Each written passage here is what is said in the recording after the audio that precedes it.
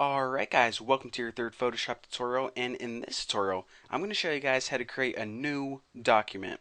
Now this is a little bit more difficult than creating like a new document in Microsoft Word because you just don't press File, New, and then you're good to go. There are actually a lot of settings that you need to go through before you create a document, and I'm going to be talking you guys through all of those settings right now. So go ahead and choose File, New, and like I said, unlike any other program where everything just pops up and it's ready to go, you have to answer a bunch of questions or fill out a form before you can, make a new document. So the first one, name, it's easy. I'll just name this, YouTube, name it whatever. Pretty much the name of your file, so whenever you save it, this is going to be the default name that it saves under. Now, right here, your next option is your preset. Now, this is generally the main option you want to focus on first because you need to ask yourself first, what are you using this for? If you're just going to make a graphic for the web or, just something that you're going to stick on a blog or something, then just go ahead and put it at default Photoshop size and it's going to fill out the rest of these settings for you. However, if you're making like a flyer for, I don't know, maybe you're going to have a garage sale or something, then you usually want to choose US paper, or maybe you're working on something for a movie, then you can choose film and video, and then it's going to give you some more options of your video. But just for the probably the rest of these tutorials and just for default, you usually want to stick with default Photoshop size, and then everything is filled up basically how you want it to. So the next setting, unless you're doing anything weird, then just go ahead and stick with that. The next setting is the width and height. Now, usually whenever you're working with the web, then you want to work in pixels, but some people prefer inches. Again, if you're overseas, then you probably don't use inches and use metric instead. But I prefer to work in pixels just because, I design things for websites a lot. And whenever I talk in Photoshop, I don't I'm not like, okay, move this, make a box that's 2 inches wide. People usually say make a box that's, 150 pixels wide. So that's why I prefer to work in pixels as well. But you can work in whatever, matter of preference. Now, resolution is where things get kind of tricky because it really depends on, and really all of these things right here depend on what is your final image going to be used for. If you're making an image that you want to use on a website or the web in general, or on your computer at all, it needs to be 72 pixels per inch. Again, it doesn't need to be, but that's the best resolution to use for the web or for a computer. If you're printing, for example, if you want to make a flyer for your garage sale or your new business and hang it up at the grocery store, then what you want to do is you want to change this to 300 pixels per inch. So it really depends on your printer, but typically printers are 300 pixels per inch. That's going to give you the best quality. And for the web, as you see, if you ever choose default, it puts it at 72 because that's the best for images that you just view on the computer. Now, if you use anything less than 72 or less than 300 for printing, it's going to make the image look kind of pixelated and bad quality. And if you're saying, you know what, I want this image to be really good for the web, so I'm going to put this at, 1000 pixels per inch, that's going to look crisp. Actually, it's not going to look crisp, it's going to look worse.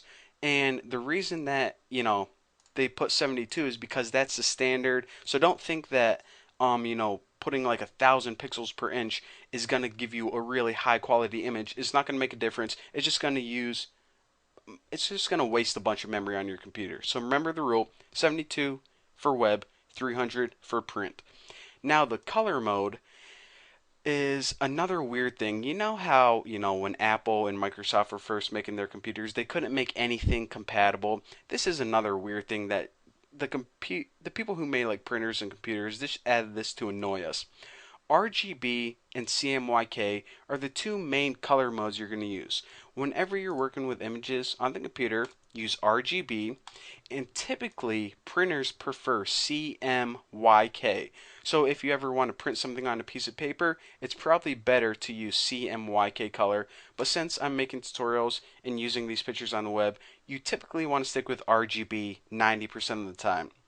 Now the other color modes, I might as well go over those, is grayscale. Pretty much means, if you're making a black and white photo, you want it all grayscale. And the rest of these, lab color and bitmap. Lab stands for luminosity A and B channels, and bitmap, don't even worry about lab and bitmap right now because that's more advanced stuff.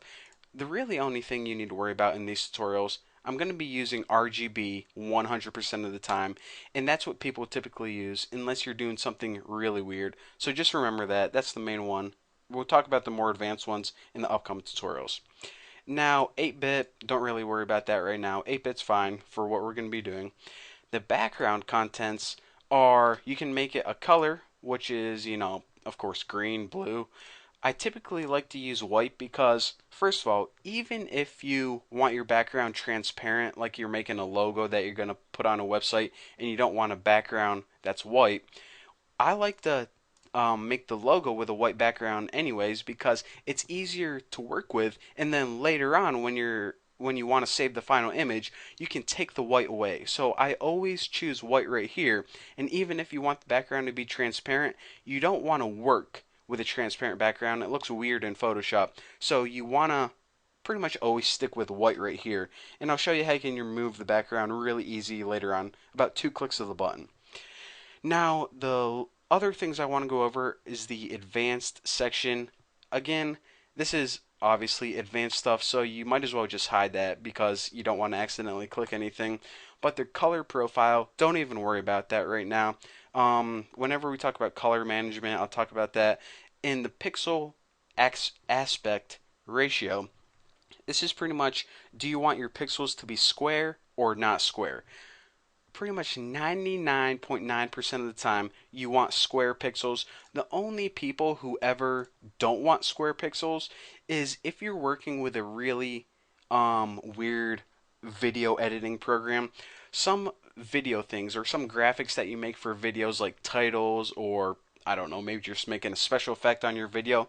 They like pixels that are kind of stretched out because you know how every like TV screen and every video monitor displays your image a little bit differently. But unless you really know what you're working with video, again, 99%, just leave this as square pixels. I never used anything but square pixels.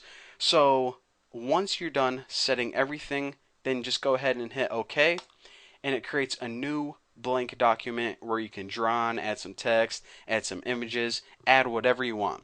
So that's how you create a new document. Again, File, New, and then fill out everything you need to. And in the next tutorial, what I'm going to do is, well, you know what? I'm not going to tell you guys because it's going to be awesome. Don't want to spoil it for you.